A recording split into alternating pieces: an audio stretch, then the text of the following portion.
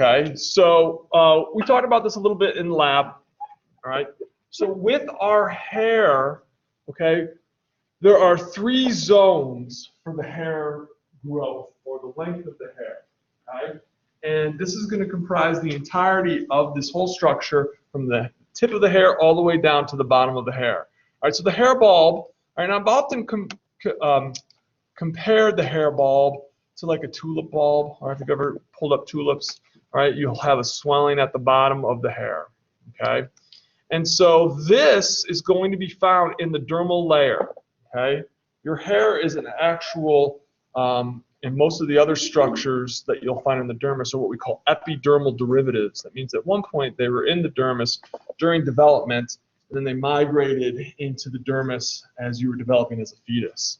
Okay, so the hair itself is going to be surrounded by this connective tissue structure called the hair papillae, and we'll get into that here in a few moments. All right, but you have to understand that the hair bulb, all right, this is the only region throughout the whole hair structure, all right, that has living cells in it.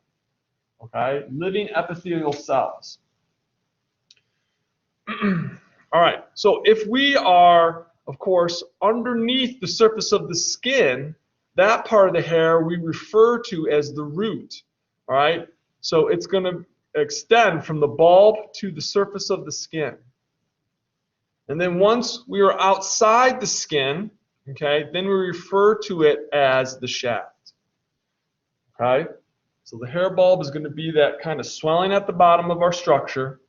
All right, and as we extend upwards from the hair bulb, all right, we are going to have the hair root, and that's underneath the surface of the skin. Then once we get past the surface of the skin and beyond, then that's going to be the hair shaft. Okay, but this is an important fact right here. All right, this is the only part of our hair that has living cells. Everything else is going to be dead because of keratin. All right, it's getting keratin. Yes, ma'am. Yeah, yeah. So it was non-living? It was non-living. Yep, yep. It's funny because everyone asks me that one. And for whatever reason, that's a very popular question on the test. Okay, so let's talk about some more parts and pieces here. And I'm going to go through each one like I did in lab here just to kind of do a quick review. The hair matrix is where we see the cells rapidly dividing here. Okay? And similar to the epithelium that we saw in the epidermis there and the stratum basal layer, okay, when the cells divide, one stays in that stratum basal layer, and then the other one migrates superficially or moves upward. That's what we see here. These new cells, all right, as they are dividing, are going to move toward the surface. Okay, hence that's why our hair grows out. Okay, all right. So when we're talking, well, let me show you the hair matrix real quick on this slide. I'll come back just to kind of give you an appreciation. All right, so way down here, all right, you can see here's our hair bulb. That's swelling there.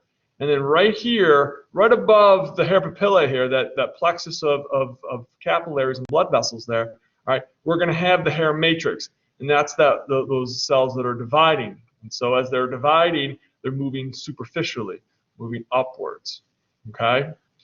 So at the center here of our hair is the medulla. That's this dark brownish structure. Okay? So what is the function, or what is the medulla? All right, the medulla is going to be, all right, the cells that have left the matrix, okay, and then have been keratinized. So that means they're dead. But that keratin is nice because it is going to actually help with support of the hair. It gives the hair its somewhat, it's still flexible, okay, but it gives it its I hate to use the word rigid and flexible interchangeably, but it makes sure that it's not just limp and just flopping around, okay? It gives it its structure here. So that's at the center, all right? So then we move further, how do I want to say this? Outward, all right, circumferentially, and then we have our hair cortex. All right, so when you see these terms together, medulla and cortex, all right, like when we were looking at you'll learn this more when we're talking about the kidney and when we talk about the adrenal gland, all right? But the internal portion of something is usually referred to as the medulla. And then the area that surrounds the medulla, that's going to be the cortex. And that's what we're going to see here, all right? The cortex, all right, these cells, all right, start to get smushed down a little bit, all right? But they're closer to the outer surface of the hair, okay? Now, this part of it gets relatively hard to even support the hair more. So when we talk about the hair cortex, as I zoom in, we saw that dark brown part right there. All right, there's the medulla. And then this tannish area, all right, that's going to be our hair cortex there, okay? Okay. And then finally, the last part of the hair there is the cuticle, okay? And that's what we're looking at. When we're looking at each other, and we see each other's hair, that's what we're looking at is the cuticle. That's the outer covering, all right? The chocolate shell around, all right, whatever we're looking at here, except we're not talking about chocolate. This surrounds the cortex. So whenever you're seeing somebody with a beard or long hair, short hair, whatever, we are looking at the hair cuticle. All right, so that's what is being represented in this part. Okay, you slightly see it here. It's just, I don't know, does that look like, it's a darker brown. This is like a light brown in the center for the medulla, and that's the dark brown area there for our drawing here. Okay, and then the actual hair itself is surrounded by the hair follicle, much like a letter is surrounded by an envelope. All right, our hair itself is surrounded by the hair follicle. All right, and the hair follicle is going to be composed here of a connective tissue sheath here that goes around, all right? And then we have just deep to that connective tissue sheath, we have the epithelial tissue, all right? And again, that all helps to support our hair, okay?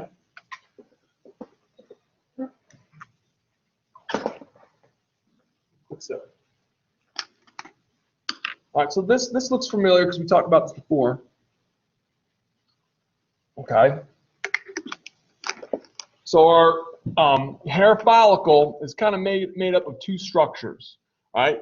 The epithelial tissue root sheath that comes directly, all right, in contact with the hair itself, all right, and then finally the outer covering of the hair follicle, which is made up of that connective tissue. All right, now, interesting fact is that both of these structures, although they do come in direct contact with the hair, all right, or part of that hair structure, one comes from the epidermis, okay, that's the epithelial tissue, all right, and then the other one, our connective tissue root sheath there, all right, comes from the dermis. So interesting to see that both of those structures, even though they're part of the same structure, they come from different origins there. And then finally, we have our erectile pili muscle. Okay, that's that smooth muscle that connects onto the hair follicle, all right, and this is the one that gives us the goosebumps or the goose flesh.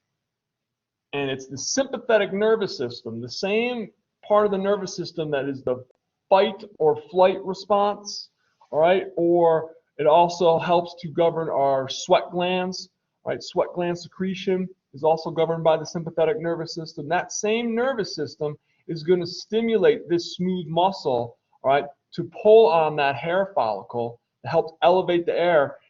Hair traps air underneath the hair on your arm to help keep you warm, okay? Also, when you stimulate that nervous system there, it gives you goosebumps. Okay, so some of the functions here, okay, for hair protection, all right, keeps you from getting really bad sunburn in the summertime, okay? Obviously, facial expression, I see it all the time now that most of my students, or all my students, have to wear masks, so it's hard to discern facial expressions, but I can tell when people raise their eyebrows and whatnot, so it's very helpful. Heat retention, again, very similar to what we were just talking about with the goosebumps there, but also, all right, people that are bald get much colder in the wintertime, all right, than people that have long hair on the top of their head, all right, it helps to hold the heat in, okay? sensory reception, talked about that before. All right, you can feel like if a gust of breeze is blowing over you because it'll stimulate movement of the hair. All right, not only the hair on your arms, but the hair on your head. All right, we can tell how old people are in some cases. All right, if you see somebody with gray hair, you're going to assume that they're older than 10, all right, or 20, unless they're prematurely graying. All right, and then also it helps with pheromone dispersal. That is going to be the scent of somebody, all right, and some of those pheromones or those chemical hormones get deposited on the hair and then eventually will move off the hair into the immediate surrounding there. Some can be pleasant, some can be offensive. All right, we didn't talk about this before, about hair color. And I think I did talk about it with you, or maybe in my other section, talking about what gives our hair its color, melanin. All right, melanin gives our skin its color. All right, well, one of the things that, that gives skin its color. All right, but it gives our hair color, and it also gives the iris of your eyes color. Okay, so we are going to see here, all right, as you get older. When you're young, okay, pretty much your melanin production should be spot on. Okay, you should be doing pretty well, but as you get older, all right, you start to reduce melanin production in your hair, and it starts to result in gray hair. Okay, you see gray hair, they're still producing melanin, but it's a reduced amount of melanin.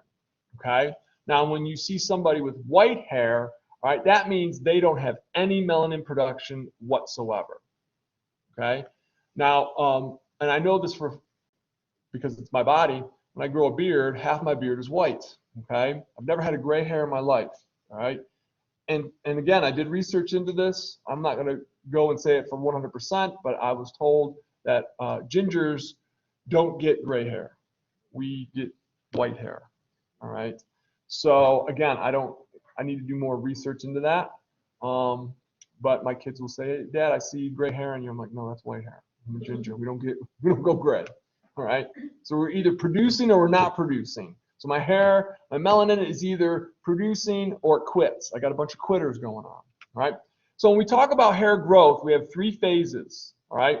Anagen is the active phase. All right. Catagen. All right. This is when we kind of slow down a little bit, and then the telogen phase is when there is no hair growth going on. All right. Just want you to be familiar with those. Okay. The average amount of hair growth, I want to say per day, I think it's like 0.5 millimeter to a millimeter. Now, some people's hair grows faster than others. There's genetics, you know. I mean, and you could be one of those people. I'm always cleaning up the hair in my house because I don't know what's going on with my family, but they're always growing hair and it's falling out of their heads, but they're not bald. But some people just, their hair grows faster. And part of that is, if someone's not getting ample hair growth, there's a good possibility that there's malnutrition going on. They're not getting enough ingredients to promote that hair growth. Now, if you're well nourished and everything, there's nothing that should be stopping you from having, you know, I don't want to say rapid hair growth, but normal hair growth. But it varies from person to person. Okay. So when we talk about hair growth, we got to talk about hair loss, and there's the term called alopecia, all right, which is the thinning of hair. Right? Most commonly, we see that with the aging process. Drugs can affect hair loss, stress. I mean, there's tons of different things. Hormones, the stoppage of hormones. All right, but on average, all right, you lose about 10 to 100 hairs per day. Now, I'm not talking about the hairs on your head solely. It's hair all over your body. Okay, the hair on your arms, hair on your legs. Right? That's just not the hair on your head, although it seems like that. Right? So when we talk about an overall diffuse loss of hair, right, and you've probably seen that in some people. I've got a neighbor, his son is really good friends with my son, and his hair just, for whatever reason, started just falling out, huge clumps. And he's got just parts, and it's 1, stress, 2, allergies. All right, so we see, all right, because of certain causes can cause, or certain, what's the word? Well, causes can result in, I should say, diffuse hair loss, all right? But we see a lot of it is going to be environmental, and part of that's going to be, all right, maybe some drugs that you're exposed to, stressors. Iron deficiency is a huge cause, believe it or not, but we'll also see anemia in those types of people, and hormones, okay? Now, in us men, all right, you may have seen male pattern baldness, in which the top of the head, all right, the crown usually loses its hair, and yet on the sides, all right, they still retain their hair. That is true. Mainly that is a genetic predisposition, all right, but hormones can also play a factor in that, all right? And part of that, believe it or not, is that there's a study that I read that some of the hair follicles are stimulated by, in men, testosterone. So if in some men, if they have higher testosterone levels, and you'll see it, and I hate to say this, in men that abuse steroids, their hair starts to thin, okay? And because they have that increased testosterone level, the hair thins. And so that's what led people to start to think, does testosterone play a role in hair follicle growth for men? And so they're still, I haven't gotten any conclusion on that, but that's one of the theories out there. And then there's this condition here called hirsutism. All right, it's male pattern baldness, but we see it in women. All right, they'll start. What the problem is that ladies, you produce testosterone. Excuse me, let me backtrack on that. You produce androgens, which are the male hormones, sex hormones. But in you, your adrenal glands will convert it over into the female hormones, progesterone and estrogen. If you are not doing that, then you get an increase in male hormones, not to the point where you're growing a beard and all that, all right, but you'll start to take on some mild male characteristics, and one of that will cause male pattern baldness. Or not baldness, hairiness, excuse me, not baldness.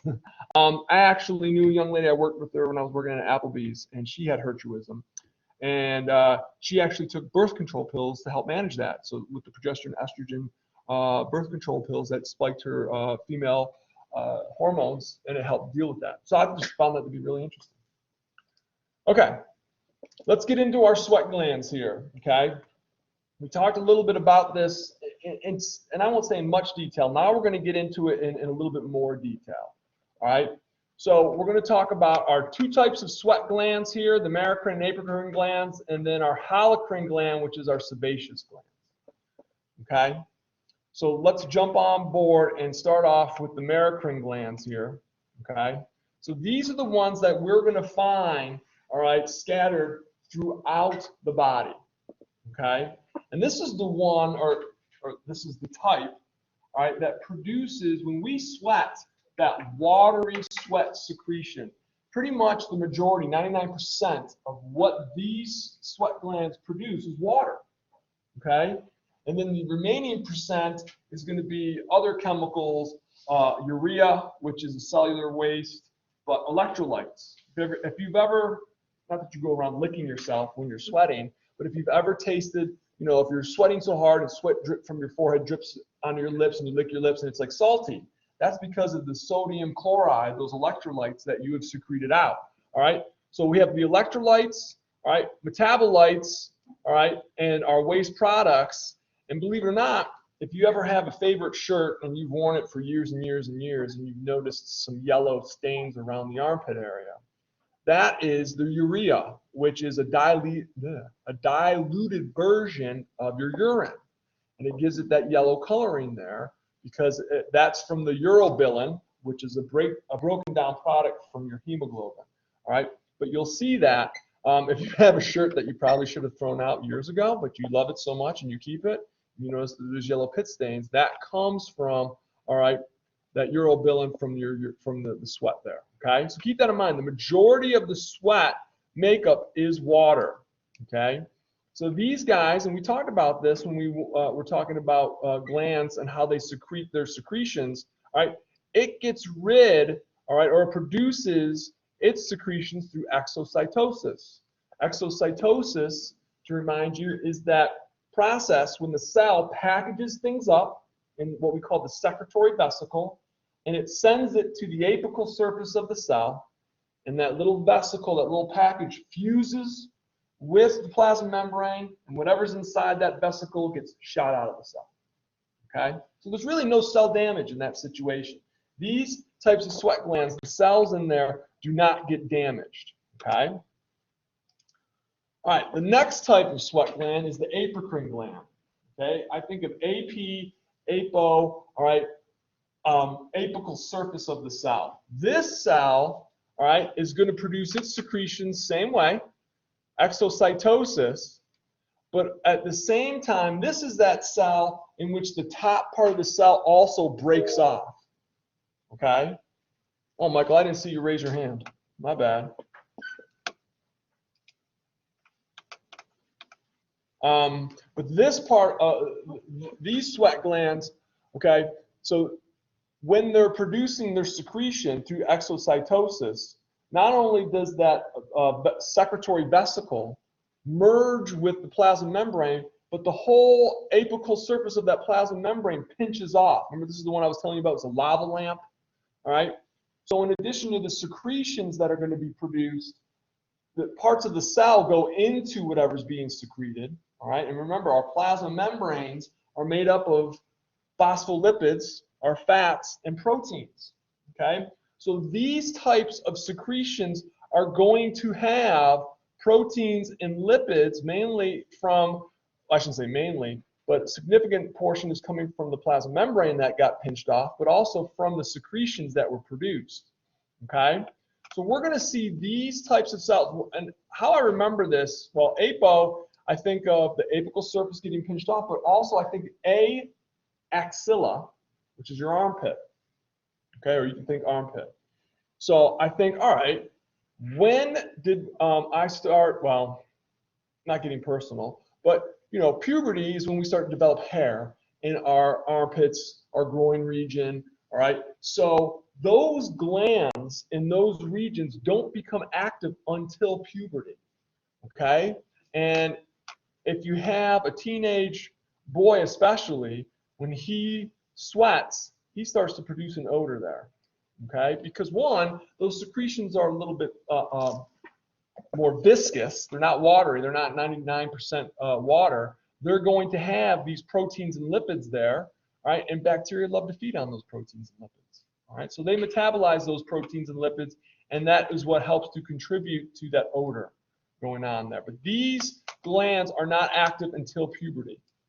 So we'll, again, see these guys around the hair follicles, okay, in the armpit, around the nipples, in the pubic region, and in the anal region, okay? The other type, the Holocrine glands, those are all over the place. Those aren't associated with hair follicles, right? Apocrine glands are associated with hair follicles. All right, our last type of gland here is the Holocrine gland, our sebaceous gland. This is the one that explodes. The cells just destroy themselves. All right, and so the cells themselves and everything that they were secreting becomes the secretion. Okay, so it's more of an oily secretion. We call that sebum. And these types of glands are directly associated with hair follicles. They sit right on top of the hair follicle, and their secretions immediately get produced and put onto the hair to give it that oily kind of appearance there. So it acts as a lubricant. All right, it also helps to kill bacteria, okay? And these start to become activated, all right, during puberty also, specifically by androgens, okay? So keep in mind, like I just said, we both produce androgens. Your body just converts those androgens into female hormones, okay? So we both do. So again, these become activated during puberty. All right, questions about anything? Not too bad? No? Okay.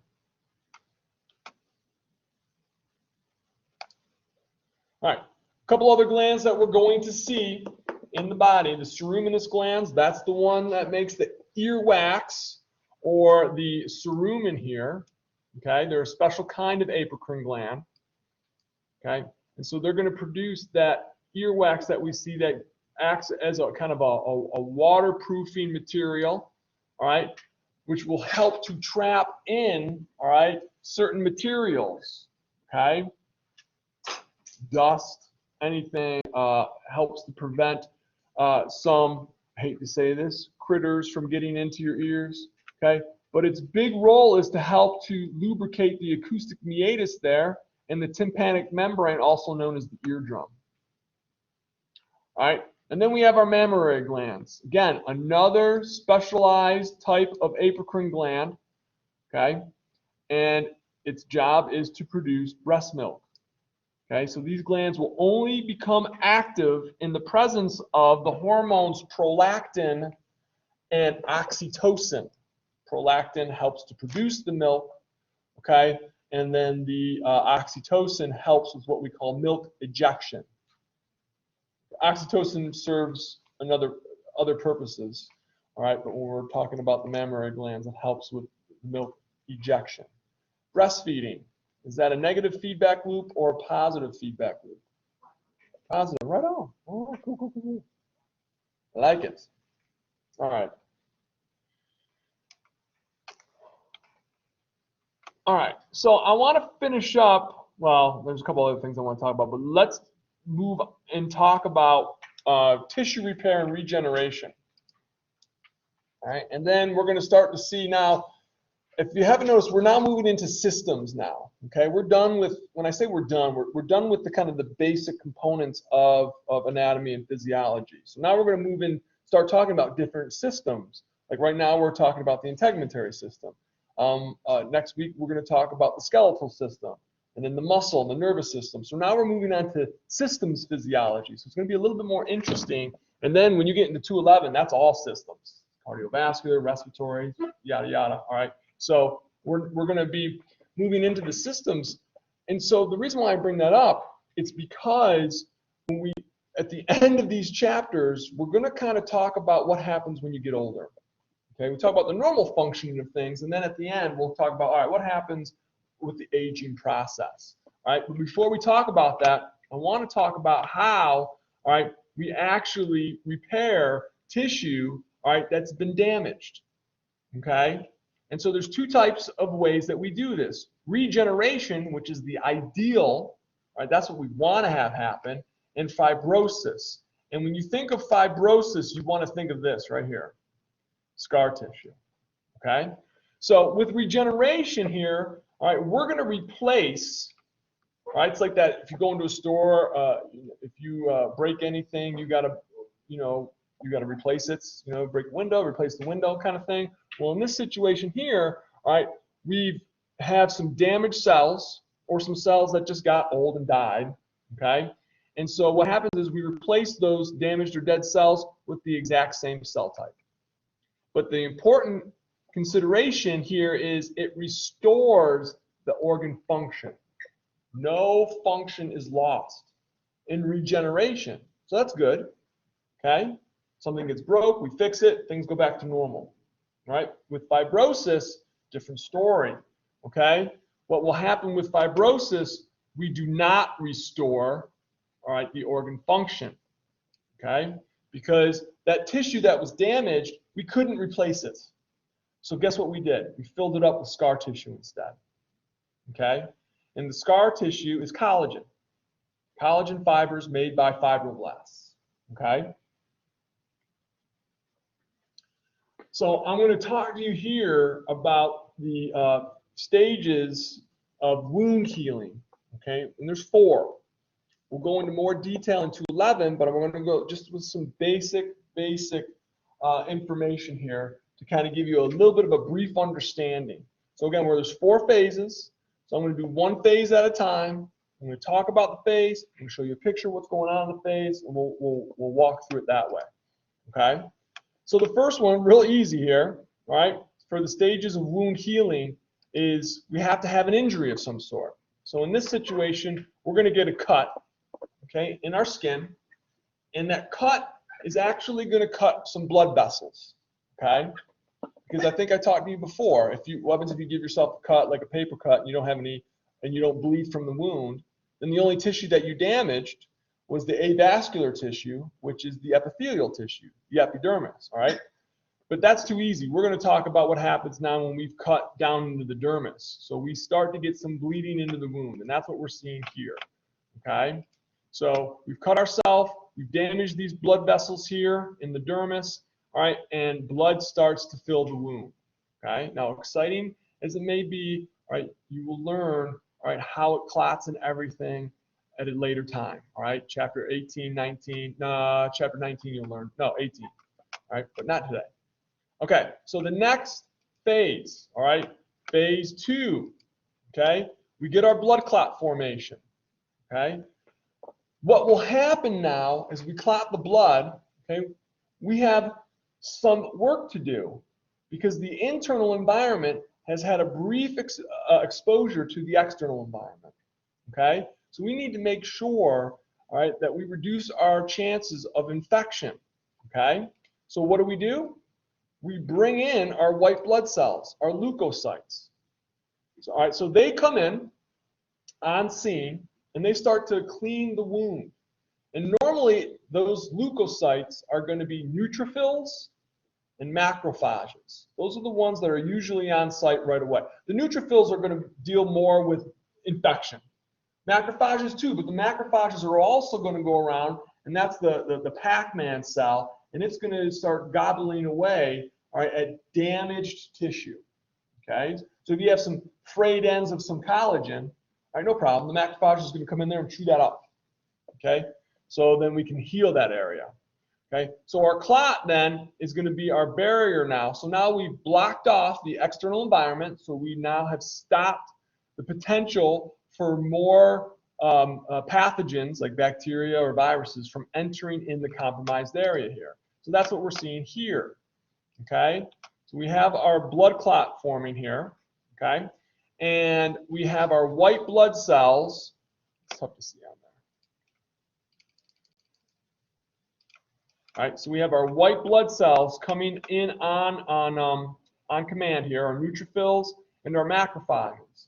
So the neutrophils will work on cleaning up any pathogens that get in here. Macrophages will help with that, but also they're going to start eating up damaged tissue. And then our fibroblasts will start to appear because it's the fibroblasts that make collagen. Okay, so they're going to start to build scar tissue. Okay, we'll talk about that right here. Okay, so now we move into our third stage here, right? So those damaged blood vessels, we're going to start to repair and regrow those, right? And then we get this right here, granulation tissue. The granulation tissue is the beginning form of our scar tissue, okay? So those fibroblasts are laying down that granulation tissue there, okay? So we've stopped the bleeding, all right? We're repairing the blood vessels. Ideally, we want to get those blood vessels to reconnect, okay? But in the meantime, we're going to start to tear down or start to build up that granulation tissue.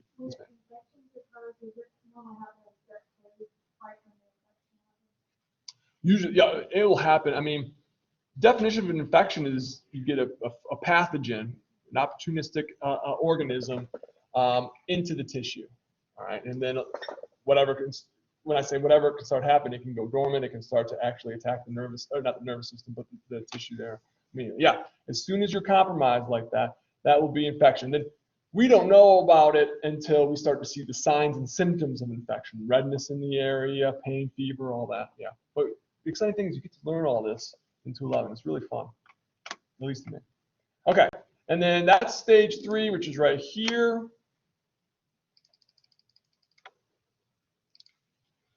Okay, so now you can see we're starting to repair, all right, and regrow some of these blood vessels here, okay? Because remember, the blood vessels, all right, our blood carries all these different types of cells, all right, and proteins and nutrients to help repair these tissues. So we're going to grow some blood vessels up into the damaged area here, really small, of course, all right? And you can see, look at all these fibroblasts that have just migrated to the area, and they're just starting to lay down that collagen tissue, all right?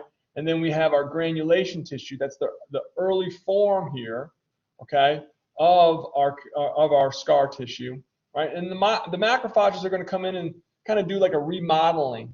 You know, they'll start to get rid of damaged tissue. The fibroblasts will come in and kind of fill that area up a little bit, all right? And in the meantime, eventually the body will start to grow, hopefully, all right, depending on how much ground substance is available, some more blood vessels here, okay? Then our last phase here, or stage, excuse me, there we go, all right, is where we've repaired the epithelial tissue. Because really what we need to do is repair, all right, that stratum basal layer, because that's where we're going to have, all right, that layer that's going to undergo the rapid division for those keratinocytes and the other cells there. So once we get our epithelial tissue repaired, all right, then we can start to finish up with our fibrotic tissue being laid down. All right, and that's where the fibroblasts come in and finish up and kind of lay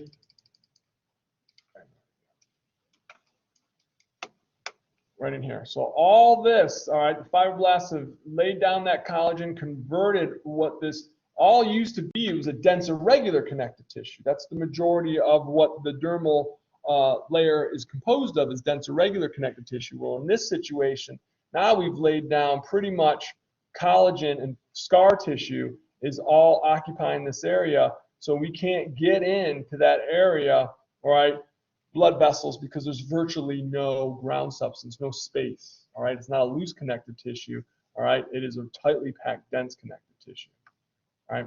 And then we're left with our little scab here. Once that pops off, I know some people have picked a scab off before, and you look underneath, you can see the skin, all right? That's your epithelium. It's all repaired and ready to go. All right. That is tissue repair, tissue regeneration. And now we're going to talk about burns, okay? Burns are going to be, all right, I don't know, I couldn't tell you the statistics for the most recent. I think just because of public service announcements and whatnot, we've gotten a little bit better of what to avoid for generalized avoidance of burns. But it is a huge, it was at one point a larger issue, all right, but it was a huge issue concerning accidental death, okay? And there's different types of burns that you can get, okay? Heat burns, all right? Radiation burns, not too much, all right? Unless you're working in a nuclear power plant or dealing with some bad stuff. Chemical burns, all right? Sunlight, that's probably the one that most people have had, I don't want to say the pleasure of experiencing. Then electrical shock, which is one type of burn that I definitely am going to try to avoid at all costs. I hate electricity. Has anyone ever had an electrical shock before? You have? Did it knock you unconscious? No, I was changing my outlet. Oh, were you really? Yeah. All right. Anybody, you just didn't turn the breaker off? Well, my dad accidentally switched back on. Oh, okay. He could have at least told you. When I was a kid, I was dumb. And remember, is anyone familiar with a 9-volt battery? Those rectangular batteries? We used to put our teeth on the terminals. Someone dared us to do it. And yeah, I know. And that's when I learned early on that electrical burns are awful. All right.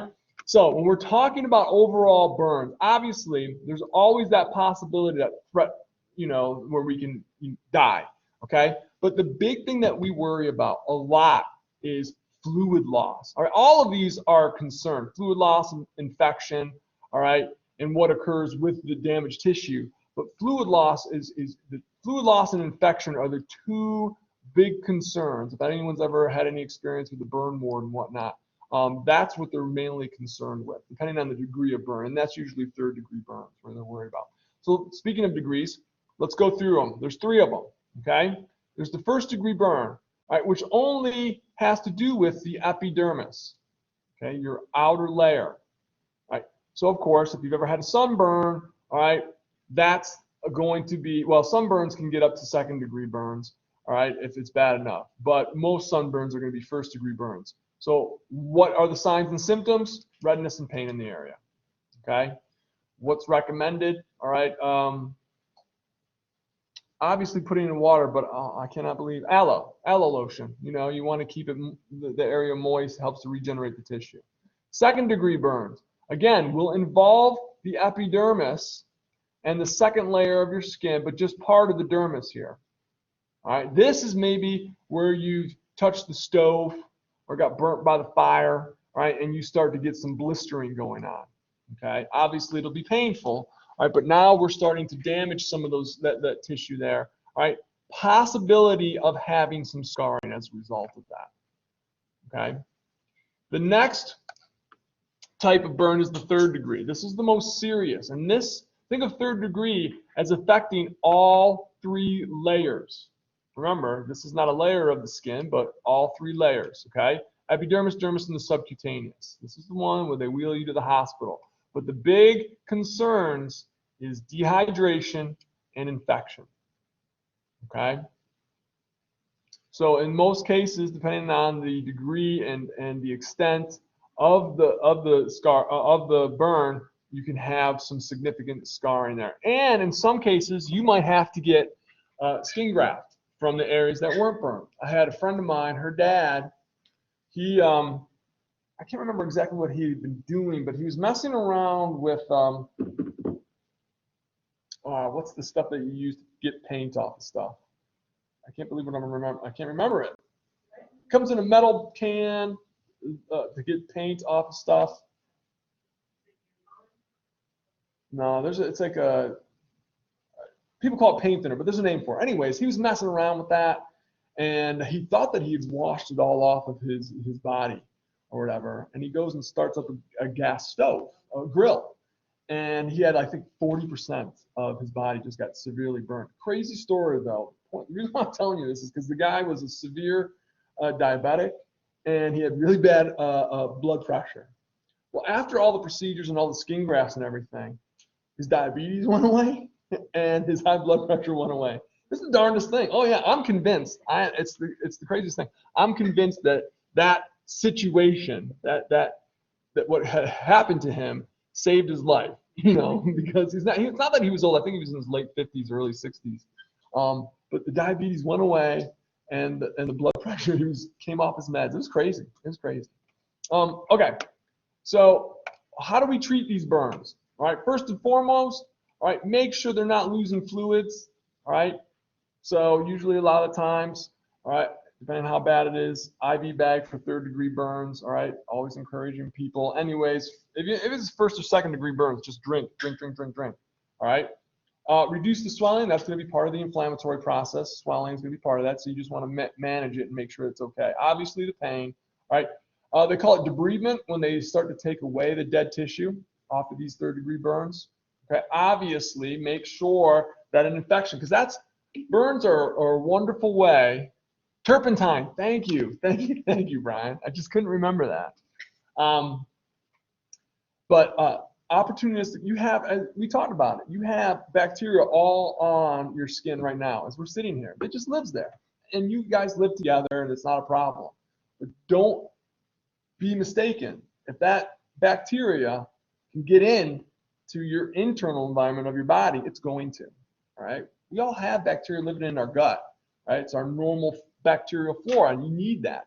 It helps with the digestive processes and whatnot. Okay. But don't think that if you have a gut wound that bacterial flora won't try to get into your bloodstream and have you go septic, okay? Because it would. That's just how nature is, okay? And then we try to increase the caloric intake, all right, to help with tissue regeneration and whatnot. And because as the tissue is regenerating and healing and whatnot, your metabolism is going to increase. So we need to meet those metabolic demands. And how do we do that? We increase your calories. Eat more. Get something. All right? More nutrients. All right. Let's finish up with the last part here of the skin and the aging. How aging affects our skin.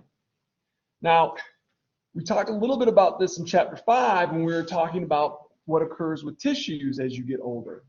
You're going to see a lot of crossing over and similarities because obviously skin is a tissue here. All right, technically an organ, all right, but there's going to be tons of similarities. First of all, as we get older, things slow down. I can't run as fast now I'm in my 40s than I could when I was in my teens or my 20s, all right? So I slow down, all right, your cells slow down. And part of that process is we start to reduce, all right, what's the activity of stem cells? Reproducing, all right, regenerating, okay? So the number of our stem cells decrease, right? But also what they do also decreases, right? So then what else decreases? Our ability to repair our skin, okay? Our skin becomes thinner, and there's a reason for that. One, fewer collagen fibers, okay? You have fewer collagen fibers, and collagen is a pretty significant ingredient or component to our dense irregular connective tissue found in our dermis. So if we have fewer collagen fibers, then our dermis is going to be thinner and smaller. We start to produce fewer elastic fibers, okay? And so our elastic fibers, just like that pair of gym shorts that you've had for 10 or 12 years that you've probably washed 150 times, the elastic waistband becomes less stretchy. Well, guess what? The elastic fibers in your skin become less elastic. And because of that, because of fewer collagen fibers and fewer elastic fibers, we start to develop wrinkles. Okay? And then, as you know, we start to have thinner hair, or in some cases, none at all. All right? Again, with male pattern baldness and whatnot, the older we get. And we also will see that the immune function in our skin decreases. That's why it's really important as you get older, especially with skin cancer, all right, to go to the dermatologist and get checked out. Because remember those dendritic cells I was telling you about, those Langerhans cells that live in the stratum spinosum and the stratum granulosum, and they're those cells that are constantly checking the neighboring cells, making sure that they're normal. And if they're abnormal, they kill them, okay? Because if they're abnormal, there's a good chance that you can have abnormal growth. Out of control abnormal growth is neoplasia, cancer, okay? So if we have fewer of these guys to safeguard us, then our chances of cancer increases. So we have to be careful of that, okay? So that's why we have our immune responses decrease, okay? All right, so speaking of skin cancer, all right, keep an eye out for ultraviolet radiation, especially as we get older, because it does cause that dimerization or that splicing of our DNA. All right.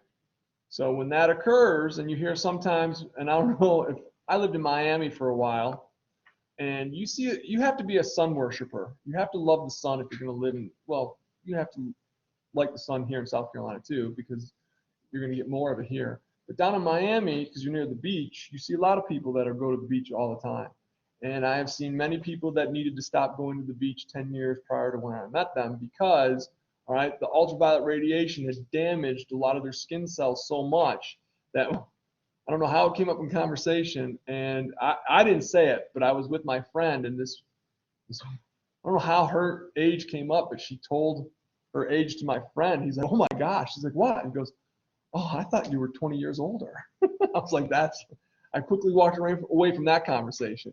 Point being is, all right, never ask somebody their age. No, point being is, all right, ultraviolet radiation, okay, can accelerate at least the physical appearance of aging there. All right, obviously it increases the chances of getting skin cancer.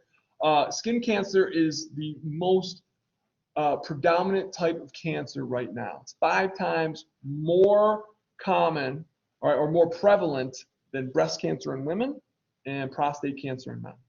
Okay, it's the #1 cancer right now. Oh, yeah, see, there it says right here. All right, so of course, most commonly we'll see skin cancers, and there's different types of skin cancer. There's melanoma, simple squamous or squamous cell carcinoma, which did you send me? You sent me that article. Yeah. And I knew that's funny that you saw that. But again, folks like myself, fair-skinned, all right, because we produce less melanin. All right, and that melanin is what protects our DNA, all right, because it coats the nucleus. So folks like myself have a higher risk of getting skin cancer, all right?